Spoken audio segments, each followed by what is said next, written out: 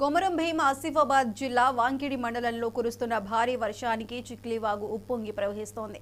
దాంతో మండోకర్వాడ హనుమాన్ ఆలయం పరిధిలోని ఇండ్లలోకి వరద నీరు చేరి స్థానికులు ఇబ్బంది పడుతున్నారు. దుబ్బగూడలోని లో లెవెల్ వంతెనపై నుండి వరద నీరు ప్రవహిస్తూ ఉండటంతో 5 గ్రామాలకు రాకపోకలు నిలిచిపోయి ప్రజలు నానా అవస్థలు పడుతున్నారు.